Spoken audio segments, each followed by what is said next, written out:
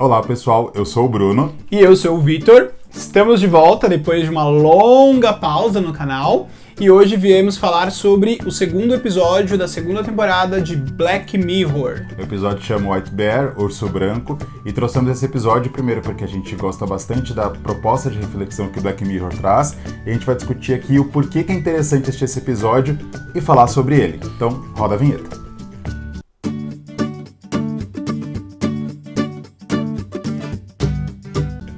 A gente tá falando dessa série Black Mirror porque já estamos com uma série no canal que começou há 2 anos atrás e voltou agora. Sim, e aí paramos na segunda temporada, no primeiro episódio, né? Isso. Que, inclusive é um episódio maravilhoso, chama Volte Já. Se você não viu a gente falando sobre o episódio, dá uma olhadinha. Eu vou colocar ele aí na thumb em algum lugar pra vocês conseguirem identificar. Mas falando do episódio de agora, o White Bear, ele é um episódio que traz uma reflexão e fala de um tema muito delicado e tem tudo a ver com a estrutura social que a gente está vivendo hoje, né? Sim, e que todo mundo em algum momento já discutiu sobre, né? Seja assistindo alguma matéria, seja com algum familiar, com algum amigo, em algum momento a gente já falou sobre o que tem a ver ali com o episódio, né? Esse segundo episódio da segunda temporada. Sim. Acho que o que a gente pode falar de primeiro é estabelecer a sinopse do episódio. Se você não assistiu, vai lá assistir, mas se você assistir, a gente vai dar só uma breve introduzida para conseguir falar sobre o tema. No episódio a gente tem uma personagem, começa com ela acordando, ela tem umas pílulas no chão, você não entende muito bem onde que ela tá aparentemente meio desnorteada, ela acorda, ela anda pela casa, encontra uma foto que ela entende ser da filha dela, e ela começa a andar pela cidade ali, pelo bairro onde ela tá vivendo, onde ela aparentemente vive, e ela tem algumas pessoas filmando, ela não entende o que tá acontecendo, e aqui vale o primeiro ponto, que é a primeira frase que ela fala quando ela encontra essas pessoas, e ela pergunta: você sabe quem eu sou? Eu não sei quem eu não me lembro. Eu não me lembro. É uma das primeiras frases que ela fala. Que é, ela não sabe quem ela é, o que tá acontecendo ali. Aí o episódio acontece, que é ela sendo perseguida por aquele cara armado, aí vem uma menina que ela encontra ali em um determinado momento, e ela aparentemente meio que ajuda a protagonista do episódio a seguir em frente na jornada dela, e ela vai aos poucos lembrando de fragmentos do que pode ter acontecido no passado dela, né? Sim, e você vai percebendo que tem alguma coisa de errado, porque as pessoas, né, ficam filmando ela, ela não consegue conversar com ninguém, só com essa menina que ela encontra, né? Tá muito estranho, assim. Sim. Tem um símbolo, né, que aparece, né? Isso, aquele símbolo a todo momento. Isso, que é um símbolo branco que fica aparecendo a todo momento, né? Ele vai aparecer ao longo do episódio inteiro. E acho que esse é um ponto interessante, assim, que ela não consegue ter acesso às pessoas, né? Isso, e toda vez que as pessoas estão filmando ela, que o flash do celular bate no olho dela, ela recobra alguma coisa, quando ela vê aquele símbolo, de alguma forma ela recobra alguma memória, até que chega no final do episódio, depois ela passar por longas provações, por diversos momentos ali. E de você ter criado uma empatia por ela, né? Porque você tá vendo ela sofrendo, ela sendo perseguida, as pessoas filmando, ninguém ajudar ela correndo que parecem ser serial killers. E eu acho que é um ponto importante esquece o final do episódio, a gente tá falando do começo, enquanto você não sabe o restante da história. Você tá vendo uma pessoa que tá sofrendo uma perseguição gratuita, aparentemente. Você fala, o que tá acontecendo, né? Por que estão tentando machucar essa pessoa? Sim. E até que chega no final do episódio, né? Que é a tem uma reviravolta, né? A Lime Light Shyamalan, que revela quem ela é, né? Que ela cometeu um crime horrendo, ela assassinou uma criança junto com o namorado dela na época, e o crime chocou a sociedade, era uma criança que nem era um filho deles. E quando ela é confrontada para as pessoas que estão assistindo naquele teatro, né? Que ela chega no objetivo, ela é acordada para a realidade ali, mostra para ela o que aconteceu, ela fica chocada, porque eu fiz isso, né? E ela começa a chorar incessantemente, né? Sim, sim. Porque ali já começa uma espetacularização, né? E você começa a entender que na realidade... Na verdade, a espetacularização já aconteceu durante todo o episódio, né? Ali é a verdade. cereja do bolo, entre aspas, né? Mas eu digo assim, que você cai em si de que tá rolando essa espetacularização, né? Porque a princípio você não sabe. Você não sabe. Até dá pra desconfiar um pouco em alguns momentos. Tem uma coisa errada acontecendo. Mas acho que é ali que você fala, nossa, é um show que tá acontecendo, né? É um reality show que tá acontecendo aqui. Praticamente. E aí ela é apresentada, né, a tudo que ela fez. Tudo que ela fez, que é o que causa o choque nela. Sim. E aquelas pessoas de forma sádica rindo, e que ela tem que pagar pelo que ela fez. Aí depois ela é levada naquele carro que lembra muito o Papamóvel. A estrutura dele toda de vidro, assim, né? E as pessoas atirando coisas. E tem um lugar lá que vende esponja, que você compra por $2, ou 2 libras, eu acho. Pra poder que jogar. É na Inglaterra que se passa a série. Na Então, as pessoas jogam aquelas esponjas com um líquido vermelho, que se assemelha ao sangue. E o episódio termina de uma forma que é ela sendo presa de novo no mesmo lugar, na mesma cadeira que ela tava. Ele coloca aquele elemento na cabeça dela que elimina as memórias do dia, do que aconteceu naquele dia, né? E ele apaga a memória dela. E ela tem que sentir muita dor nesse processo de apagar a memória dela. E tem aquele comentário que você tinha feito, né? Dos funcionários fazendo as coisas. Sim, não, esse é um ponto muito interessante, né? Porque assim, ela tá ali em agonia profunda, pelo que parece, né? Porque ela tá gritando de dor e ele tá, tipo, o cara é o apresentador do programa, né? Você depois descobre que ele é o apresentador do programa e tal. E, nossa, é uma coisa que a gente não avisou. Ele é o apresentador daquela atração, né? Um parque, ele é um parque de diversões, entre aspas. Né? A gente não sabe se é transmitido ou não também, né? Verdade. A série não fala isso pra gente. Mas o que eu ia comentar que a gente não avisou, é que tem spoiler, tá, gente? Agora já foi. Mas a gente vai colocar um avisozinho por texto, porque senão a gente contou o episódio inteiro e não avisou nada. Enfim. E é muito bizarro, porque assim, ela tá lá gritando de agonia, de dor, ela é um ser humano, né? Inclusive essa é uma das frases que ela utiliza ao longo do episódio, né? Tem uma hora que ela tá pedindo socorro e o cara, né, vai como se fosse enfiar uma furadeira nela e em alguma parte do corpo dela vai falar que vai perfurar ela. É aquela parte da floresta que é antes dela descobrir tudo isso, né? Que ela tá deitada no tronco de árvore. Isso. E aí ela fala aquela frase que eu tinha anotado aqui, né? E aí assim, ela fala, me ajudem, eu sou um ser humano, né? Isso me marcou, porque ela tá falando assim, eu sou uma pessoa, né? E nesse momento a gente não sabia o que ela tinha cometido de crime. Isso que é legal nesse episódio, porque ele tem vários elementos que estão na imagem, né? Estão na fotografia ali do episódio. E que você não entende a princípio, né? Que são frases, são imagens, um calendário que tem lá de dias, né? A própria foto que ela olha da menininha, que a princípio ela acha que é filha dela. E tudo isso depois vai se explicando ao longo do episódio e no final tem toda a reviravolta que você vai ligando os pontos. Então, além de assistir esse episódio, eu indico que vocês reassistam o episódio, porque tem muita coisa que você, no primeiro momento, não pega, né? Porque essa é a ideia mesmo do episódio. E aí, assistindo uma segunda vez, além de você já saber a reviravolta, isso não faz você perder a experiência, porque você começa a olhar outros detalhes que você não tinha captado e fala, nossa, tudo isso faz sentido, tá muito bem amarradinho, né? Até porque a gente assistiu o episódio 2 vezes. A gente assistiu ele pra absorver a história, a gente já tinha assistido há muito tempo atrás, a gente reassistiu, depois assistimos novamente pra fazer algumas anotações. Inclusive, nesse momento que ela fala, que ela tá sendo revelada pra ela tudo o que aconteceu, o cara que tá revelando, ele fala uma frase bem interessante. Ele fala assim, chegou a hora de... Em caso você esteja se perguntando, é hora de dizer quem você é, que é a hora que é revelado pra ela. E aí depois que, voltando pro momento que a gente tava falando antes, a gente conversa assim, né? Vai indo pro futuro e volta pro passado, enfim. Quem conhece a gente sabe que a gente é assim, tá, gente? Louco. E aí ela tá lá naquele momento, sendo apagada a memória dela, o cara se diverte fazendo aquilo, é notório, é explícito que ele se diverte fazendo aquilo. Aí ela desce, tá gritando. As outras pessoas, né? E as outras pessoas lá limpando as coisas, deixando organizada pra começar a tarefa no dia seguinte.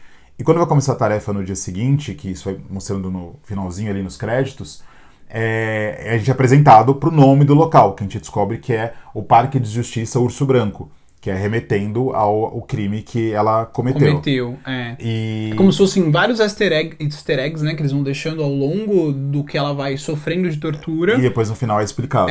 E que relembram tudo que ela cometeu, né? Por exemplo, a personagem que ela encontra lá dentro, né, que tá atuando, que a gente descobre no final que é uma atriz. A co-protagonista lá. Ela chama Jane. E aí a menina que ela assassinou chamava Jemima. Então, a todo momento o episódio fica relembrando ela do que ela fez. Isso. E aí o que é curioso, né? Que assim, durante todo o episódio, ela dá a entender que ela não se recorda daquilo. E até uma coisa que o Bruno falou quando a gente tava conversando, é que assim, eu falei assim pra ele, né? Falei, mas tem momentos que ela puxa na memória, assim, né? Que você vê que ela sente uma dor, aí ela, de repente, vem algumas imagens e tal. Então, assim, será que ela realmente não se recorda do que ela fez? E aí o Bruno me disse, então, mas quando ela se lembra, parece muito que ela tá se lembrando do que aconteceu dentro desse ambiente de tortura. Isso. Faz sentido, porque... Porque o episódio ele não deixa claro como funciona essa tecnologia e muita coisa fica em suspenso e não precisa de explicação. Porque a proposta do episódio é justamente trazer reflexão sobre o tema que ele tá abordando, que é a espetacularização da violência. Mas, de qualquer forma, nesse momento, fica muito claro que, quando ela tem essas memórias, que ela tá lembrando, mas, na verdade, não é do crime exatamente. Ela tá lembrando, porque o que dá a entender é que o crime realmente foi deletado da mente dela, e ela tá lembrando de coisas, de fragmentos do que tá no subconsciente dela ali, que aconteceu nos dias anteriores. Sim. Então, todos os dias ela passa pela mesma coisa, né? As pessoas chegam no parque, ela acorda, aí ela passa por todo aquele teatro horripilante, até que chega no final, é revelado tudo, ela passa por aquela via sacra, aquela coisa horrível ali, de ser exposta e humilhada pelas pessoas, até chegar ali no momento em que de novo é apagada a memória dela, no dia seguinte começa tudo de novo. Isso. E dá a entender que já são 18 dias, né? Ou são 18 dias de outubro, ou são 18 dias no mês de outubro, mas na verdade está acontecendo o ano inteiro, né? A gente não sabe se ela foi a primeira a passar por esse método de justiça, ou se tem outras pessoas que passaram, ela é só mais uma dentro desse sistema de criar algum tipo de justiça pelo que aconteceu. Mas, e falando ali do final do episódio, quando o apresentador está explicando para as pessoas como funciona o parque de diversões ali, ele fala que, no final, né, que a regra mais importante é a diversão. Ele deixa isso bem claro, as pessoas riem disso, né? Sim. Eu acho que a gente conseguiu falar da sinopse e dar alguns apontamentos em cima, né? Sim, e é muito, novamente, bizarro quando ele tá lá explicando, porque o final do episódio é muito legal, assistam os créditos, né? Porque nos créditos começa a mostrar como se fosse um making off, né? Os bastidores do que tá acontecendo diariamente ali na tortura dela, né? Por isso que eu acho que é um programa, né? Que é gravado. Enfim, esse é outra discussão, gente. Enfim, e aí começa a mostrar eles estabelecem pra gente se é gravado aquilo ou não, né? Tem as gravações que as pessoas fazem, pode ser que tenha sido... É tipo a Disney, assim... Eventualmente alguém grava alguma coisa oficialmente lá dentro, mas acontece o dia a dia, não é transmitido, mas a gente não sabe, né? Mas podem liberar, é verdade. E enfim, eles liberam isso nos créditos ali, né? E aí tá ele lá explicando, né, pras pessoas, olha, as orientações, cuidado, essa pessoa é violenta. Isso. E ela é tratada como se ela fosse um animal, né? E eu acho que o episódio levanta várias discussões, né? E ele não traz uma resolução, né? Ele levanta essas discussões pro debate. Não sei se a gente, né, já tem... Eu acho que o que é legal desse episódio, o que é interessante nele, que não é legal porque o episódio é super... Aliás, Black Mirror como um todo é mórbida, né? E ela traz algumas dores bem pesadas ali. Mas o que é interessante nesse episódio especificamente é que ele traz a discussão, como todos os outros episódios fazem, e deixa pra você tomar uma decisão do que tá acontecendo. Mas ele é muito claro no que ele tá querendo passar de mensagem pra você. Diferente, né? Por exemplo, não sei se vocês conhecem, a gente não terminou o livro do Michel Foucault, Vigiar e Punir. Que é interessantíssimo, super recomendamos a leitura. Sim. E tem tudo a ver com o que acontece no episódio, mas ele é difícil a leitura, então você tem que estar com paciência, com calma, e de repente vai ter que ler acompanhando, procure algum youtuber que tenha algum professor de filosofia ou de direito que tenha falado sobre, que você vai conseguir entender o livro. Ele tem muito a ver com o que acontece no episódio. Sim. E... Pode falar, desculpa. Não, pode continuar. Não, o que eu ia falar era que a gente precisa explicar, dito tudo isso, a gente descobriu quem ela é uma assassina e cometeu um crime horrível. Por que a gente sente empatia pela personagem? Que eu acho que é uma pergunta que a gente se levantou, né? Porque assim, você é apresentado pra ela, a princípio, né, pelo menos eu entendo que a gente se identifica com ela de alguma forma, porque você é apresentado pra ela sem saber que ela é uma criminosa, e a princípio ela tá nesse momento em que ela teve uma perda ali da memória, ela tá angustiada, as pessoas não falam com ela, ninguém auxilia ela diz e demonstra também que não sabe quem ela é. As pessoas estão rindo. As pessoas estão rindo. Filmando. Ela tá num estado também deplorável, né? Você vê que ela não tá bem, ela tá descabelada, machucada, com ataduras nos braços. O rosto um pouco machucado. E toda hora ela sente umas dores na cabeça, que é quando ela tem esses lapsos de memória, né? Isso. E ao longo de todo o episódio ela é perseguida, né? Exatamente. E as outras pessoas também que são criadas no episódio, né? Os outros personagens, você não tem diálogos deles, né?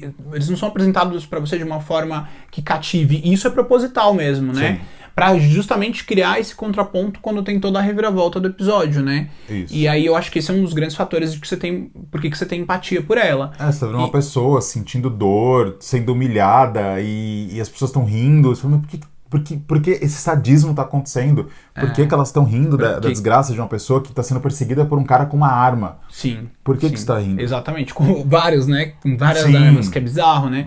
E outro ponto, né? Que aí acho que a gente até entra nesse outro ponto, que é até que ponto, né, isso é uma punição, né? Porque isso já passou, né, do ponto de ser uma punição, né? Porque ela nem se lembra mais do crime que ela cometeu, porque a memória dela é apagada. Tem várias discussões em cima disso, né? Porque tem muita gente que diz, mas como a memória dela foi apagada, a memória base, teoricamente, ela não... Quem está sofrendo a punição que está sendo imposta não é a pessoa que cometeu o crime, é uma outra pessoa.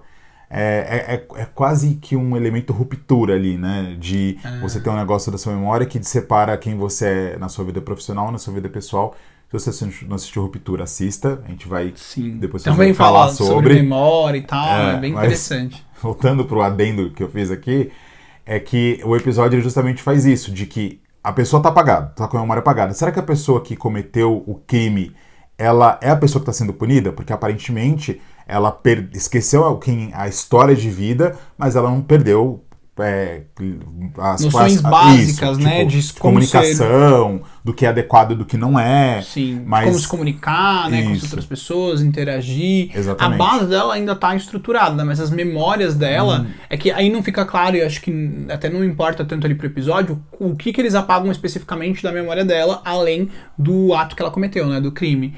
E, assim, obviamente o crime, né, não é justificável, ela precisa pagar por isso, né, ela tem que ser julgada dentro da justiça, mas aí é a discussão justamente que o episódio levanta, né? Porque, se isso é um sistema penal, se isso é uma forma de você pagar pelo crime que você cometeu, será que esta é a melhor forma de fazer isso? É uma reflexão. E será que esse é o caminho? É outra reflexão que o episódio propõe. E o quão perverso e sádico é você ter um criminoso e aí você saber que ele está sendo torturado por inúmeros dias e você vai lá, você pode visitá-lo, ver ele, né, sendo torturado, pode gravar ele sendo torturado, ele tá lá em desespero, em choro, em angústia, ele sente dor, medo, pavor, que é tudo que, né, teoricamente ali a criança também sentiu, né? A vítima também sentiu. Mas ela tá sentindo isso já há um longo período, né? Mas a grande questão independente do período que ela está sofrendo essa tortura, que tenha sido um dia, será que este é o caminho de fazer uma pessoa pagar pelo crime que ela cometeu? Verdade. Né? A gente tem um monte de reflexão em cima disso, que por que ela está passando por isso? Esse é o sistema penal legal? É assim que funciona? Por que funciona dessa forma?